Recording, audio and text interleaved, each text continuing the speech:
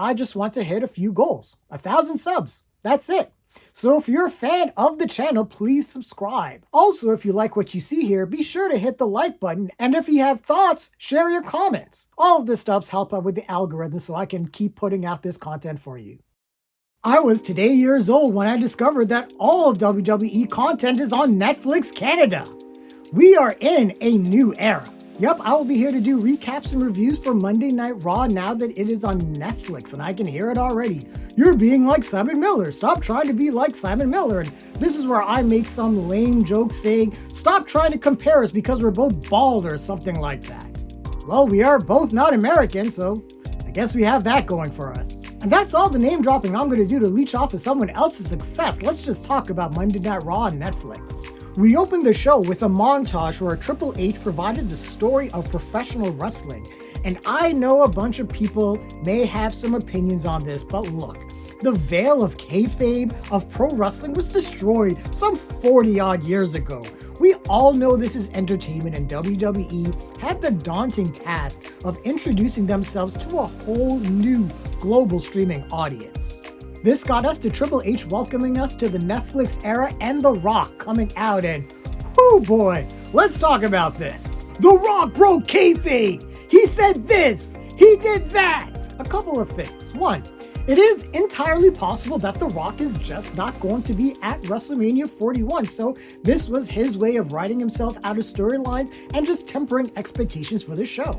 Or two, if you are a heel, isn't this how you throw the scent off by lulling everyone into a false sense of security? So when you do attack like a fucking final boss, it's gonna be shocking. A lot can happen between now and WrestleMania 41. Remember how everyone was losing their shit when The Rock blew up WrestleMania 40?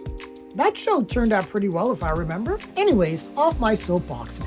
The first match of the Netflix era saw Roman Reigns face off against Solo Sikoa in tribal combat for the title of Tribal Chief and the Ula Fala, and this was a hard-hitting match that saw Roman and Solo hit each other with their best shots. But this is tribal combat. We're gonna get some cameos, and that's what we got with everyone, from Jacob Fatu, Tama Tonga, Sami Zayn, Jey Uso, Kevin Owens, and Cody Rhodes coming out to cause more damage. It took a massive spear to put Solo away, and Roman Reigns is now officially once again the Tribal Chief. And this match was a blockbuster for me.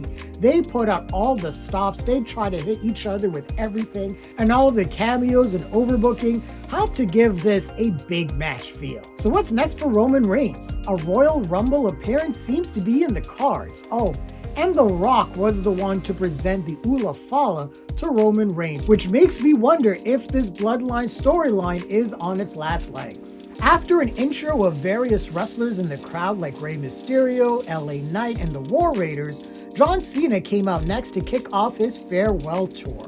After listing potential opponents like CM Punk and Cody Rhodes, he made it pretty clear. Dude hasn't won a match in over 2,400 days, so his only shots at becoming a world champ for the record-breaking 17th time may have to be some shortcuts like Money in the Bank, Elimination Chamber, or some event that's coming up in a few weeks. Yeah, John Cena is my current pick to win this year's Royal Rumble. I see him winning Rumble number 3 to tie him with Stone Cold Steve Austin, and this is going to lead to a big event at WrestleMania where he wins his 17th world title. The Culkin Bros, who I don't know why people are shocked that they're wrestling fans. Macaulay was at WrestleMania 7 for crying out loud.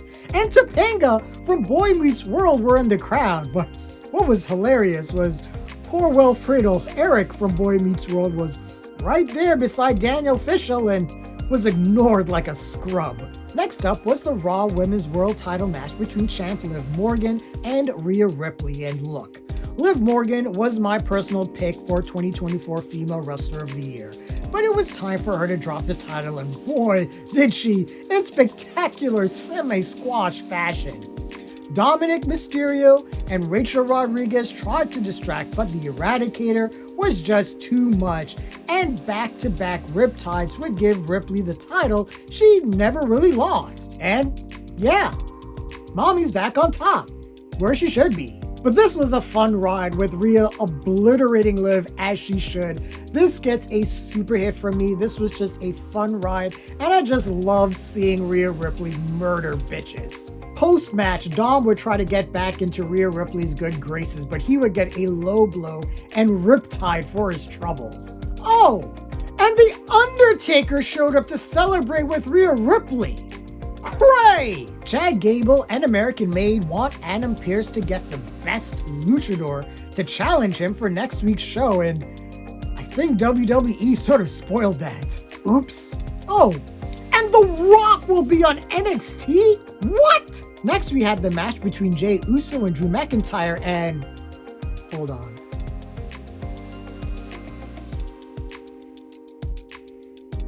Now that I'm on that Travis Scott tip, we can proceed. This was a fast-paced, hard-hitting match with a hella surprising result as Jey Uso would roll Drew up in a crucifix pin for the victory. This match flew by. I'd give it a pretty solid hit. They went out there and did their thing, but I admit it didn't feel like they hit the gear that I was expecting them to hit. It felt like the first in a series of matches between the two. We got a segment with the New Day and comedian Gabriel Iglesias, Roman Reigns pretty much declaring himself for the Rumble, and a quick montage on world champ Gunther, who really should have been on this show. And then, oh Lord, I have never been more satisfied as a wrestling fan watching Hulk Hogan get booed out of Los Angeles. Some people are going to catch feelings about it. Well, go cry and touch grass. That racist son of a bitch deserved it. Sorry, not sorry. Somewhere, Jesse Ventura is laughing his ass off. No, wait, let me just...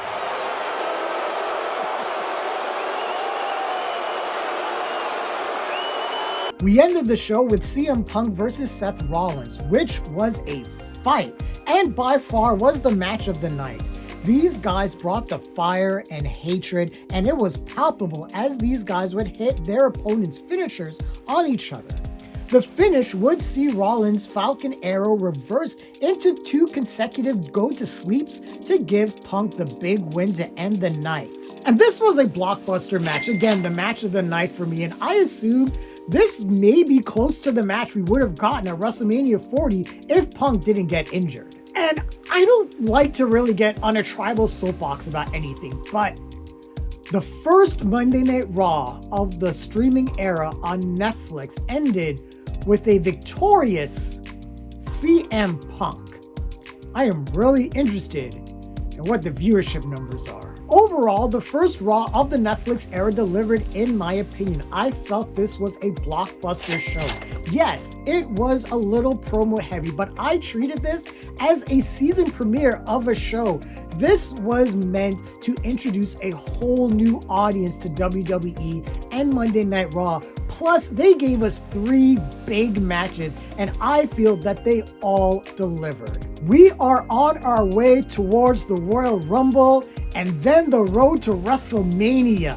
I love pro wrestling! What did you think of the first Monday Night Raw of the Netflix era? Share your thoughts, leave your comments, like the video, subscribe to the channel, and don't forget to hit that bell icon so you can get notifications as well. Thanks a lot, everyone. Take care.